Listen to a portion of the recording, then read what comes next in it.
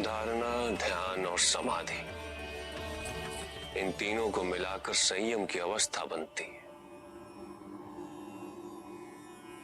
और इन तीनों के द्वारा ही चित्त को वश में किया जा सकता है। जब तुम धारणा और ध्यान की ओर प्रस्थान करोगे तो चित्त में विक्षेप का उदय होगा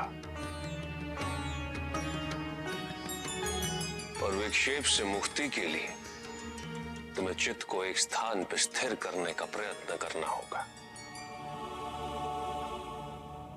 उसके लिए किसी पदार्थ विशेष या देश विशेष पर ध्यान केंद्रित किया जाता है। योग में देश के दो अर्थ हैं कन्या।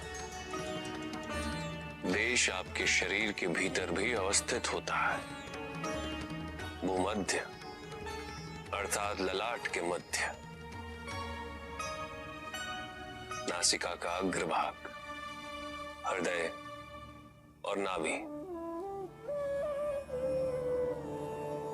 यह हमारे शरीर में स्थित देश है।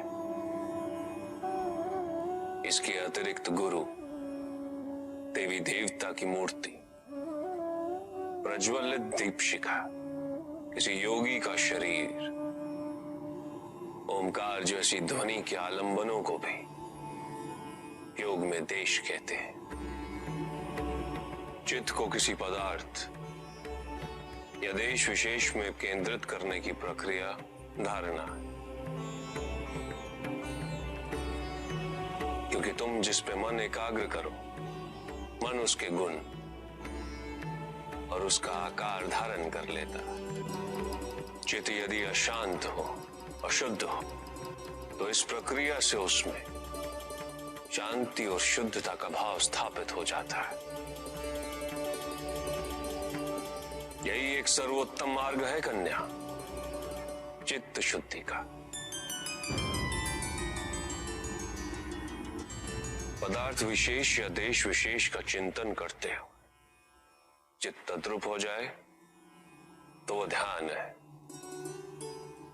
पूर्ण ध्यान की अवस्था में तुम्हें केवल पदार्थ या देश विशेष का बोध रहेगा और कोई भी विचार, कोई भी चिंता तुम्हारे मन में स्थान नहीं पाएगी। चित्त की अवस्था धारणा से आरंभ होकर ध्यान की अवस्था से आगे बढ़ते हो समाधि में जाकर पूर्णता को प्राप्त होती है। जब साधक को मैं की अनुभूति न रहे और ये भी अनुभूति न रहे कि कुछ अनुभव किया जा रहा है, जब वो परम शून्य में विलीन हो जाए और इस विलीनता का उसे आभास भी ना हो, तो ये परम समाधि की अवस्था होती।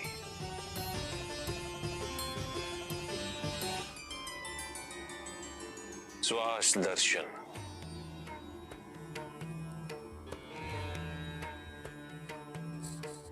उचित मुद्रा में बैठो कन्या और नेत्र बंद करो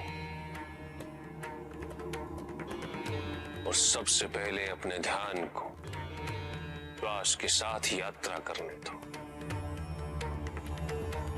श्वास जब तुम्हारी नासिका में प्रवेश करे उसे भूलो मत कन्या, उसके साथ विचरण करो। ये कहां जा रही है,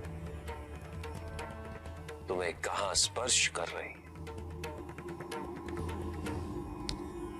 जब श्वास का अस्तित्व तुम्हें हर क्षण ज्ञात रहे तो धीरे से नेत्र खोलो और सब कुछ भूलकर धारणा और ध्यान की ओर अग्रसर हो जाओ।